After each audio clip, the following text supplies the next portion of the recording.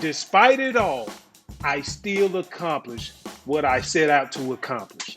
That's the part that I'm proud of. Any other dude, they would have been strawback. They would have broke.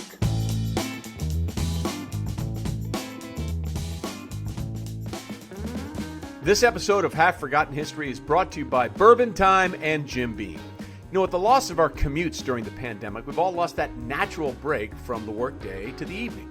I've definitely felt that it's been tougher this year than ever to remember to take some time to transition myself from work to relaxation.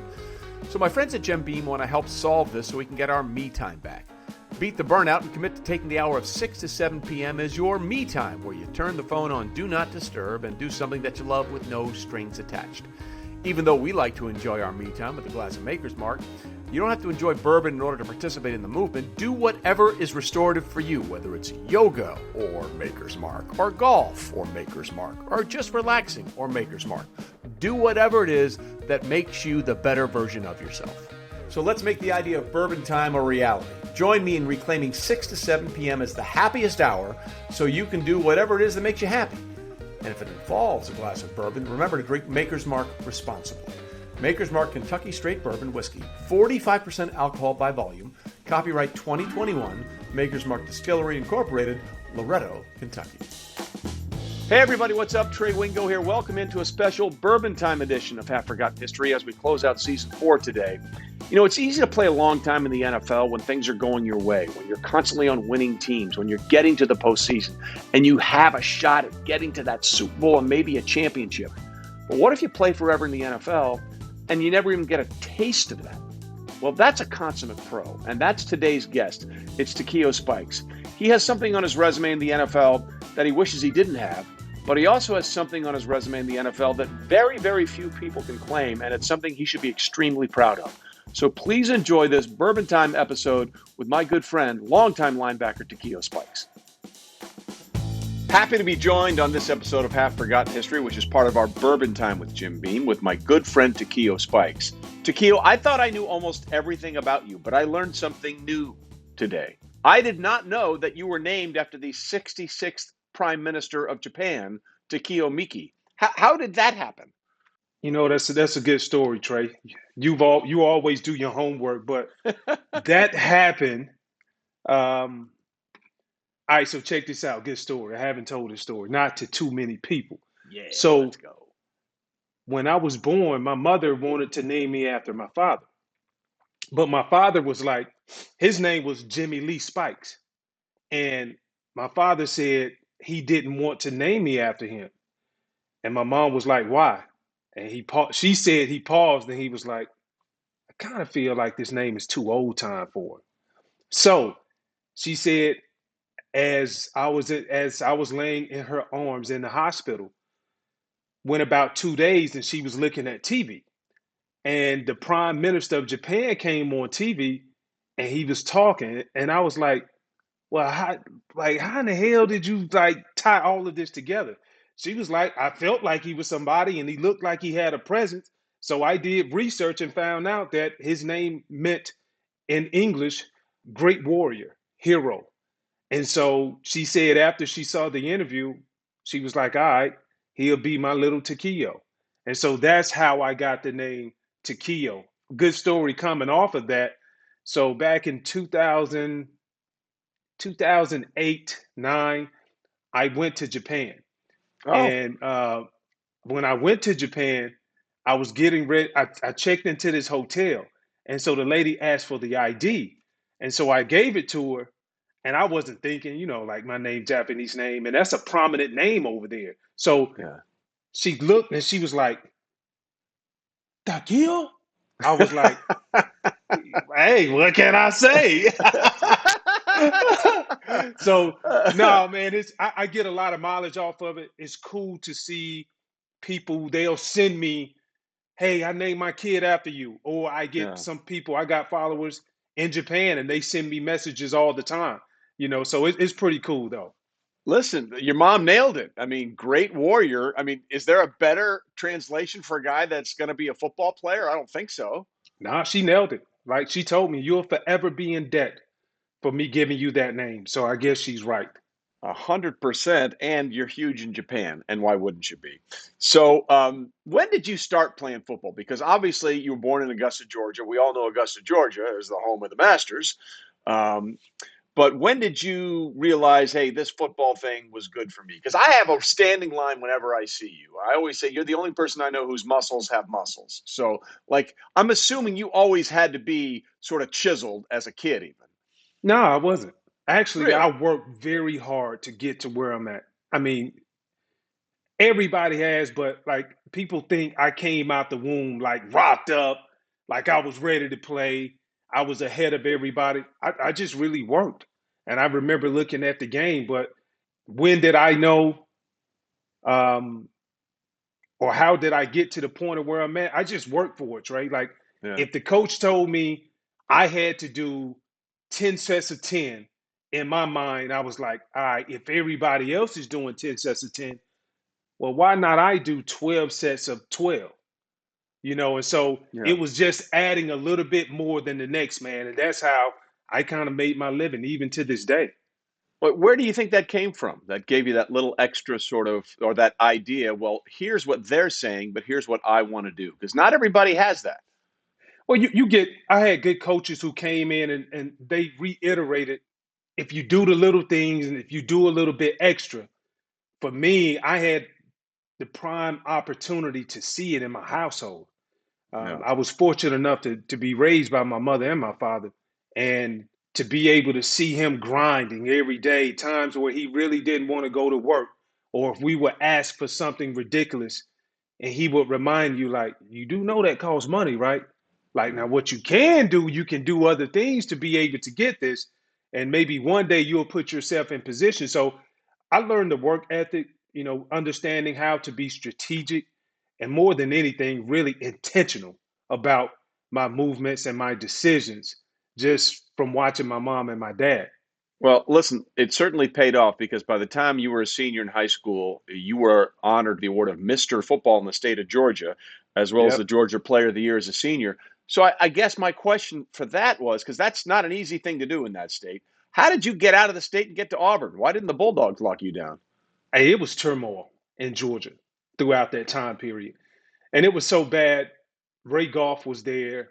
Yeah. Jim Donnan came after him. And then, I think Mark Rick. But I just felt like they really did not put a premium on keeping guys in state. Honestly, I committed Big to Florida mistake. State. Like Oh, it yeah? was it was a huge mistake. And I remember a lot of people they were mad. I only grew up. I was maybe an hour, 15 minutes away from Athens, and so like people they were hot, and I get it, but shit, don't blame me, blame them. Yeah. They didn't do the right thing. Kirby now is doing it, keeping guys in state, but they really didn't put a premium. They used to bring guys in from out of state and give them more attention than they gave the guys in state. And for me, I was like, this is how I thought as a high school student. It was more so student athlete. It was, well, if you doing that to them and I'm here right down the road, that means you probably it's going to get worse later. Yeah. So I was like, nah, I'm good, man. Let me go somewhere where I'm celebrated versus where I'm tolerated. Well, listen, it worked out. You go to Auburn, and when did you get the feeling that, okay, listen, obviously I was a good high school player. I got recruited in the SEC. I'm playing in the SEC at Auburn. Was there a moment in college where you said, I think I can do this for a living? I've always had the strong desire to go to that next step, be on that next level. The moment changed for me my junior year, and I had no intentions on coming out as a junior. Yeah. We played Georgia, and my high school teammate, Robert Edwards, he, the running back, Right? and we played a night game. They just had beat Florida in Jacksonville. And they came back. I want to say they were rated like number 3. I had a great game, double digit tackles, tackles for law, everything like crazy. So I was like, okay, I'm really thinking about it now. And as we continued to go throughout the year, we played Alabama, beat them, went to the SEC championship game to play Peyton Manning. Yep. And while we were playing him, I probably the best game I've ever had. You were named 15 MVP tackles. of the SEC championship game. I was named MVP of the SEC championship game, and we lost. Like, how ridiculous is Yeah. that? And so after that, I was like, you know what? Damian Craig is not going to be here. Shout out to Damian Craig. I love that guy. One of the best captains and leaders I ever been around. But I was like, I'm taking my talents to the draft, man. I'm out of here. So before we get to that part of it, real quickly, was there a time when you played Peyton in college? Did you think he's going to be what he was at the NFL? Because in college, his thing was, all right, yeah, he's great, but he can't beat Florida. I knew he would go on to be successful because some of the stuff that we did to him, like nobody never did it before. But my point is his ability to adjust in game and challenge his own teammates. You got to do it this way. I heard him. I've been playing him since college. Like it was next level. So I knew he was going to have success, but like I never knew it was going to be as big as what it is now. You know, but I knew he was like Peyton was always he was that guy. Yeah. All right. Why don't we take a quick break here? When we come back, we'll talk about your transition to the NFL and the things that sort of were different about playing for a living than it was when you were in high school and in college. We're back on this Bourbon Time episode with Takeo Spikes and Half Forgotten History right after this. This episode of Half Forgotten History is brought to you by Bourbon Time and Jim Beam. You know, with the loss of our commutes during the pandemic, we've all lost that natural break from the workday to the evening. Definitely felt that it's been tougher this year than ever to remember to take some time to transition myself from work to relaxation. So my friends at Jim Beam want to help solve this so we can get our me time back. Beat the burnout and commit to taking the hour of 6 to 7 p.m. as your me time, where you turn the phone on Do Not Disturb and do something that you love with no strings attached. Even though we like to enjoy our me time with a glass of Maker's Mark, you don't have to enjoy bourbon in order to participate in the movement. Do whatever is restorative for you, whether it's yoga or Maker's Mark, or golf or Maker's Mark, or just relaxing or Maker's Mark. Do whatever it is that makes you the better version of yourself. So let's make the idea of bourbon time a reality. Join me in reclaiming 6 to 7 p.m. as the happiest hour so you can do whatever it is that makes you happy. And if it involves a glass of bourbon, remember to drink Maker's Mark responsibly. Maker's Mark Kentucky Straight Bourbon Whiskey, 45% alcohol by volume, copyright 2021, Maker's Mark Distillery Incorporated, Loretto, Kentucky. All right, back with Takeo Spikes on this episode of Half Forgotten History. So obviously you had success in high school, Georgia, Mr. Georgia, Player of the Year. You go to Auburn, you go to the SEC Championship game. Obviously you guys are very successful. The NFL is a different deal because you don't get to pick. And a lot of times, if you're a high draft pick like you were in the first round of the 98 draft, you go to a bad team. And you went to, at that time, a team that was kind of historically bad, the Yeah, Cincinnati Bengals. So how was that transition for you? it was tough. It was. We got this saying, you just can't have the blind leading the blind, Yeah. and that's what it was. It was. I walked inside of a locker room, and I knew it was dysfunctional. I did not know to what degree. I thought maybe the NFL is like this. Maybe it's a little bit different. I spent 5 years there, Yeah. and one of the things that I really took away was I knew immediately I had to find somebody who I thought was doing it right. And when I found out who was doing it right, I attached myself to them. And I always would talk to them. And then I would find out and hear stories of other guys on other teams say, hey, you guys got, man, for breakfast we had.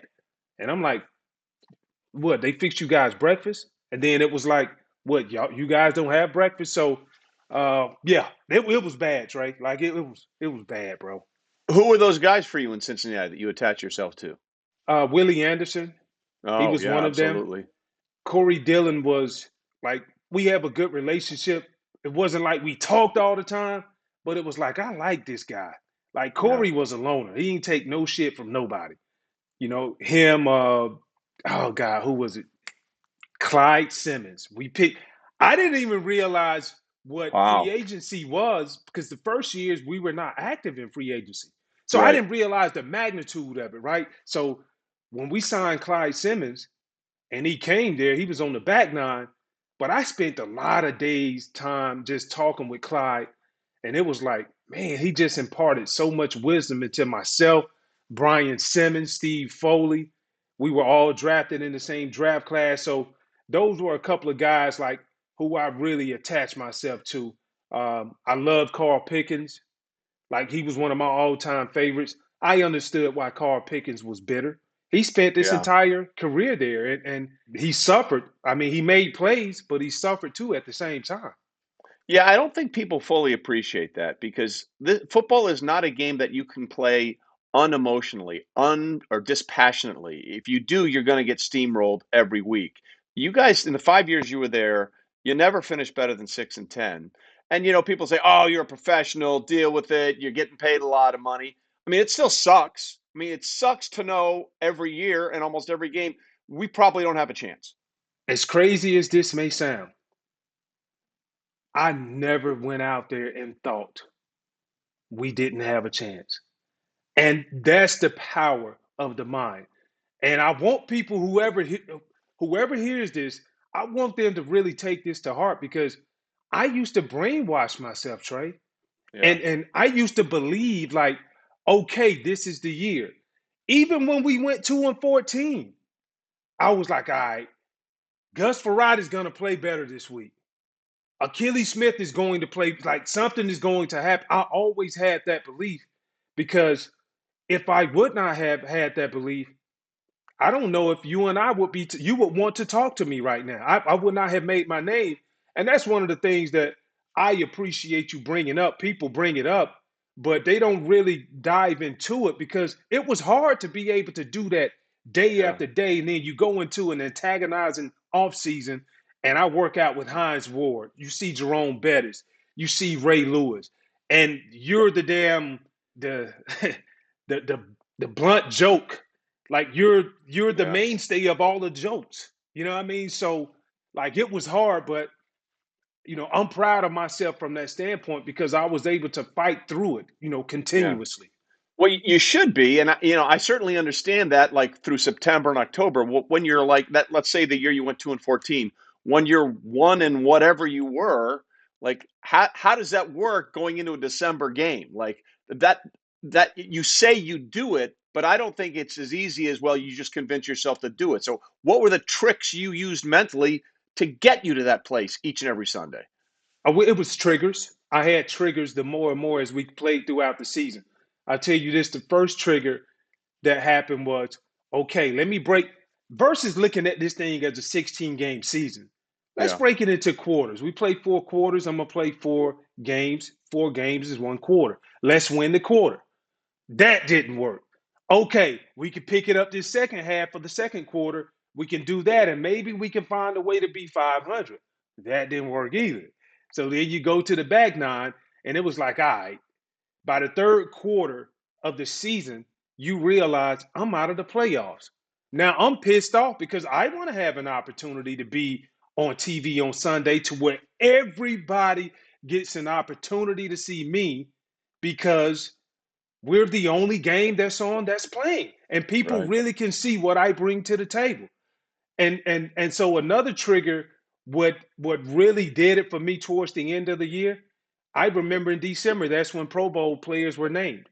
And my stats used to be better, and my impact of the game used to be just as good as some of the other players. And I'm Without talking, you question. can name anybody, but I never got the vote. It was always, oh, we'll have you as an alternate. Well, what Yeah. alternate? We can't tell you that.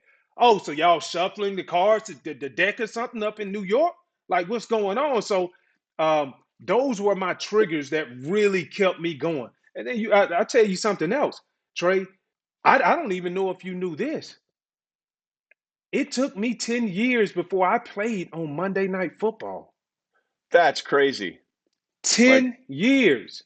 all I can think of is the line from Gross Point Blank, that movie. 10 years, 10. 10 years. I mean, and the worst part for you is you leave Cincinnati and you get a chance to go somewhere else, and you got a great contract, but you go from them to Buffalo, and at that time, Buffalo is not the Buffalo we see over the last couple of seasons in the NFL. I mean, they were competitive, but I guess the best way I would describe your Buffalo career would be that time you started the season by beating the crap out of the Patriots 31-0, right? That Yep. was kind of the highlight of your entire 4 years in Buffalo. You know the thing about Buffalo, what I love the time in Buffalo, we had great teams. Yeah. meaning defensively, we finished. I think one year we was maybe number one, but I know we were a top three defensive team. I remember Pittsburgh ended up being the number one defensive team in the league. We were number two. And I looked at the snap count total. They only played throughout a 16 game season 780 snaps. And we played 1,100 snaps as a defense and still ranked number two in the league. So we had great defenses. And what made the Buffalo run bad, because I felt like we really should have won a championship, especially that year when Mike Mularkey came and we went on a run. But bad management. And they broke the team up, sent Drew Bledsoe to Dallas, brought in J.P. Lossman, and I Oof. think we all know how that ended up after that. Not great, as a lot of Bills fans would say. By the way, Drew Bledsoe, we had him on an earlier episode. He loved his time with Buffalo just because he said it felt more like a collegiate atmosphere than most NFL cities and teams do. Did you feel that way as well? Yeah, I did. The guys were very close. Like Yeah. Trey, we were very, very close with each other. I remember when I signed and Drew and the offensive lineman, we all got together and we went out to dinner. You know what I mean? And um, those were the little things that when you talk about the Buffalo of the old days, Darryl Talley, you talk about Jim Kelly, Thurman Thomas, Biscuit. These are some Biscuit. of the things that Biscuit. they did Yeah. back then, and the tradition still was going. And it's not by accident. You see these guys winning up there now. They're a very close football team because it's not much to do in Buffalo. So it kind of forced you to interact with each other. And that's how you build that chemistry and that bond to be able to tell the truth to each other without you not seeing it as constructive criticism. Yeah. I do want to ask you about that first game of 2003 because that was one of the weirdest games of all time. For people that don't know, the Patriots that offseason, right before either training camp or the start of the season, cut Lawyer Malloy, Yep. who was an We'll amazing take him. safety for them. Yeah. So he We'll goes to take him. Buffalo, and then you get him, and the first game of the year is the Patriots up in Buffalo, and you guys took it to him 31 to nothing. And I used to say this to Teddy Bruschi all the time when we worked together on NFL Live. The look in his face when and the post game comments after that loss, I don't think I've ever seen. Like Teddy has crazy eyes. Okay, like there are players, there are players that have crazy. You're one of them. Teddy had the crazy eyes, and he was so angry. And there were so many of the Patriots that were angry at Bill Belichick for not only letting Lawyer go, but allowing him to be picked up in Buffalo and then to be humiliated like that week one. Like a lot of us wondered, is Belichick going to survive this? Now, obviously he did, and the symmetry is the final week of the year that year they beat you guys 31 to nothing. But that game, like that was like the Patriots on the brink for me. Yeah. It was you talk about sweet bitter, but in their case, bittersweet. Yeah, I mean, it was all of that. We had Lawyer, they cut Lawyer. I want to say did him wrong too. Cut him like on a Monday. We picked him up like on a Wednesday. He spent, no lie, at least 12 to 15 hours with the coach, different coaches. And after he learned the playbook, he came out and he played a great game. I want to say he had a yeah. PBU that turned into an interception, a sack on Tom Brady. I mean, I one of the best games that I ever played in, and the atmosphere was electric. Yeah, it really was. So, after that, you go to the Eagles for a while, then San Francisco, and you finished up with the Chargers in San Diego. Um, I just out of curiosity, what was your favorite spot? What was your favorite place that you played, and for what reason? Favorite place to play? Buffalo, hands down. The Yeah, reason why, it really felt like Friday night football. It felt like if you're in Texas or if you're from Texas, it felt like that. If you're from Georgia, it felt like that. Like Florida. That's what it felt like, the interaction between the fans. I think the other part of it is another place that I really enjoyed playing was San Francisco, because you got the yeah, best of both worlds. I think that was the best city that I played with, and I was tight with all of the guys in San Fran as well too. But I think a lot of that has to do with the previous culture, the history of the guys being able to have success in the 80s, 90s, and that kind of carried on throughout in the locker room, even when I was there. Well, you know, you had the great combination with you and Patrick Willis as linebackers up in San Francisco. I think they called you Bam Bam and TKO. Wasn't that the nickname for the Yeah, two of you guys? yep, yeah, it was. You know, you said, you know, you wanted to be that thing. It took you 10 years to get on Monday Night Football, and you wanted to have that situation where people would recognize the things you do for the game. But I think it speaks to that when you look at a couple of things in your career. You're one of only 7 linebackers to have more than 200 career starts in the NFL. But I think always the thing that jumps out with me, Takeo, is that you played 15 seasons, and in 13 of those seasons, you were named a team captain. What does that mean to you? It means more to me now that I'm out of the game compared to when I was in it, because when I was going through it, I didn't notice it until Yeah, somebody brought it to my attention. It means a lot because, as you said earlier, I played on 5 teams. That means even when I got to San Francisco, when I got to San Diego, haven't played a snap. And the guys, and I'm not a locker room lawyer, so I didn't go around politicking. yeah, But they said, "No, we want you to be the captain. We like everything that you display, the way that you lead." I'm like, "All right, let's go. I'm gonna do my best." So for me, it speaks volumes because I think I I'm not gonna say leadership is born, but I think you can develop some leadership traits. I think I was born with some leadership traits, and the other part of it was I wouldn't dare ask anybody to do something that I was not willing to do. But yeah. I also knew I held the bar here. Like my standard of excellence was so high. And I think when you talk about named captain 13 out of 15 seasons, like that goes to show you the standard of excellence that I woke up and chased every morning when I got out of bed. You know, players know and coaches know, and you know the saying is real recognizes real. So obviously, you came in. A, your reputation preceded you, and B, you lived up to or exceeded that reputation on every team you were in or on. Let's do this here for a second. Let's like I said, you played for a bunch of teams, and you played against a bunch of really good players. Who was the best quarterback you played with? I would probably say Drew Bledsoe, um, Philip Rivers. Those they were my two. Yeah, We had a great run. Drew and I, we didn't play long enough with each other. I wish we could yeah, have, but bad management in Buffalo kind of got Drew up out of there. But with Philip, I loved his leadership. I love his charisma. I love the way he talked dirty to defensive players. He used to do it to me in practice, and I used to be like, "All right, okay." Mhm. So so it was like it was in it made practice more intentional. Like, all right, training camp, we going up against the ones like we got to. I'm gonna pick you off today. Yeah. So that's what I loved about both of those quarterbacks. Who was the toughest quarterback you played against? Oh, that's a good one. Well, I mean, I mean, you were in the a golden guys. age. Listen. I played against some great quarterbacks. Ultimately, if you played against Tom Brady and he's still playing now, you Yeah. can say he was the greatest, right? Yeah, But let me give absolutely. you a few other names that you felt the aura of when we were last drive of the game, we're up, and the only thing we have to do is stop them from scoring a touchdown or keep them from getting in field goal position.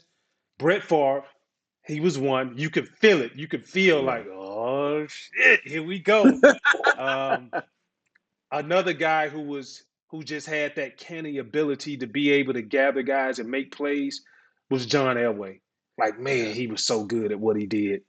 And he effortless too. Like effortless the way that he did it. You're a handful, all right?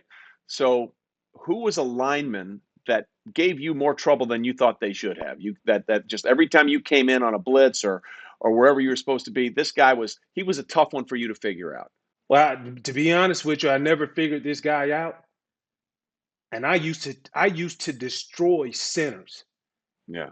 in college. But when I played against Damani Dawson, Oh, Hall of Hall Famer. of Famer, I felt like somebody put the damn meat cleavers on me. I I, I remember going up against Oh man, who else? Bruce Matthews. Me and him Okay. got into a big fight one game. Actually, it was Really? in Sports Illustrated. Somebody caught the picture in Sports Illustrated. Big fight. I used to hate Tennessee Titans. The Yeah. entire offensive line. But those guys, Leon Cersei was one of the hardest. Man, those are He good had the names. hardest head that I ever went up against. And I never backed down from contact because I wanted No. all of it. I Yeah. embraced all of it. But damn, he was tough, man. He was tough. All right, so let's take it one step further then. Like, what was your best? And by best, I mean like you said, you love the contact. There's no question about it. You played physical downhill football. So, was there one memorable hit for you? Like the running back's coming in, he's coming into the hole. It's your job to plug it, and you guys just. Was there one that you enjoyed more than any other in your career? Probably the best one, I would say it was in Buffalo. And well, it came on the game when we played the Patriots. Yeah. They got into this formation, and we had a great coaching staff, and we knew exactly what was coming. And so if you have a blitz called, I knew I could not get picked. You have to see it if we had video. But I knew Troy Brown was coming across the middle, and I baited as if I was blitzing, and I came back. I didn't even care about picking the ball off. I separated Troy from the ball. The ball went one way and Troy went the other. And I mean, it set the tempo for that 31-0 whooping that we put on the Patriots. That was probably one of the biggest highlights that I had. Came back around and had 2 interceptions after that. Another hit, too, was when we played Jacksonville. And the big wide receiver, I can't remember his name. Keenan McCardell, Jimmy Smith. Not, not. It was right after them. I can't remember. It'll come back to me. Okay. But I remember he caught a ball across the middle. He actually held on to the ball, but I hit him so hard that his helmet shot off and went 15 yards away, and people thought his head was still in the helmet. And I, very few times you can, like, as a player, like, you hear the crowd say, "Woo," like you don't hear it. Yeah. This time I heard it, and I was like, "Oh my goodness!" I gave him the business. Oh, so could you play today the way the game is legislated for defensive players? I mean, like I feel for them. Like I understand what the NFL's doing, and I get it because the product is as hot as it's ever been, and you want to, business is business. But man, I feel for those NFL defenders out there because sometimes they get flagged for playing something called football. Yeah, then it's tough. I saw a few calls the other day, and Yeah. I don't know if I still could play. I think from the ability of not grinding you out, because I came up in the old school training camp era to where Yeah. you're gonna play in all of the games, but it's hard to play up under these circumstances. It's almost as if you walk in. Let's take for an example when you used to be with ESPN and you've been doing all of your broadcasts in English, and they walk in and tell you, "Okay, Trey, we need for you to do 75 to 80% of the broadcast in Spanish." Sure. Why not? Like, come on. Claro que sí. Like, Bienvenidos a todos. That's it. That's all I got. yeah, that's all. So that's maybe 5% at best. So you're not going to make the cut. Yeah. That would not have gone well for me. So I can completely understand the analogy. Before we move on to what you're doing now, you have a record that I think nobody wants, but I honestly kind of think you should be proud of it. Um, you have played more games in the history of the NFL, 219, than anyone who never made it to the postseason. Now, obviously, you wanted to get to the postseason, but I think it speaks to who you were and who teams believed you were that you played that long on lousy teams, not lousy teams, on teams that didn't make it, and still Yeah, were able to play that long. What does that record mean to you? it means a lot. Um, I can tell you, I have a lot of emotions that come behind it. One is I don't like it, Yeah. just because that's the reason why you played the game, to have an opportunity to become that household name. Now, on the flip side, what makes it even more embracing is I still became a household name and never played in one playoff game. True. So it goes to show you the level of grit and determination and the playmaking ability that I had. And I'll tell you this, you ain't hanging around for 15 years just because people think you're a good guy. Nope. Like it just ain't gonna happen. Like it won't. And so I think it's a testament to everything what we started this conversation off with. You know, what was instilled inside of me from my mom, my dad, um, me just having faith, believing that it's going to change. Okay, if it doesn't change from week to week, maybe I can look at it in quarter to quarter. And so I read plenty of books, man. But the emotions that come with it definitely is it something that I'm proud of? No and yes. The reason why I say that is because one, I'm not proud of it because I didn't get an opportunity to play on the biggest stage. Right. Right? I told you it took me 10 years to play on Monday Night Football. Why I am proud of it, and this is what I want people really to hear, especially Hall of Fame voters, is if it was anybody else, they would have folded up their tent, Trey. Yeah. Yeah. They would have packed it in. They would have gave an excuse, well, we had bad management. Despite it all, I still accomplished what I set out to accomplish, even in a political battle. So that's the part that I'm proud of. Any other dude, they would have been strawback. They would have broke. They would have tucked it in. I'll make sure David Baker, who is a friend of mine, as the president of the Pro Football Hall of Fame, I'll make sure he gets that message. That much I can promise you, my friend. Why don't we take a little break and we'll come back and talk about what you're doing now, because the stuff you're doing now post-career is really interesting. Back with Takeo Spikes right after this. This episode of Half Forgotten History is brought to you by Bourbon Time and Jim Beam. You know, with the loss of our commutes during the pandemic, we've all lost that natural break from the workday to the evening. Definitely felt that it's been tougher this year than ever to remember to take some time to transition myself from work to relaxation. So my friends at Jim Beam want to help solve this so we can get our me time back. Beat the burnout and commit to taking the hour of 6 to 7 p.m. as your me time, where you turn the phone on Do Not Disturb and do something that you love with no strings attached. Even though we like to enjoy our me time with a glass of Maker's Mark, you don't have to enjoy bourbon in order to participate in the movement. Do whatever is restorative for you, whether it's yoga or Maker's Mark, or golf or Maker's Mark, or just relaxing or Maker's Mark. Do whatever it is that makes you the better version of yourself. So let's make the idea of bourbon time a reality. Join me in reclaiming 6 to 7 p.m. as the happiest hour so you can do whatever it is that makes you happy. And if it involves a glass of bourbon, remember to drink Maker's Mark responsibly. Maker's Mark Kentucky Straight Bourbon Whiskey, 45% alcohol by volume, copyright 2021, Maker's Mark Distillery Incorporated, Loretto, Kentucky. All right, back on this Bourbon Time edition of Half Forgotten History with Takeo Spikes. Now, I see you a lot these days. You did some broadcast stuff with us when we were at NFL Live. You come in all the time, and you did a bunch of things with us. Is that sort of what got you to where you are? Because you have your own thing going now. You do your own podcast. How did you want to get into wanting to be a part of this? It started back when I was in Cincinnati, and I never thought about being in media, but I had a radio show, and it was at my second year. So I was like, okay, we're going to have a better year compared to last year. So chances are I'm thinking that we're going to win. So how did I get into media? I went and did a radio show. I signed up to do it, and we lost the game. And it was a reoccurring show every Monday night. And so what I ended up doing, I dreaded going in there to talk about what happened. Like, you saw what happened. I felt like fans were going to be mad at me. I got on the microphone. We started talking about the process of the game, what we need to do better, yada, yada, yada.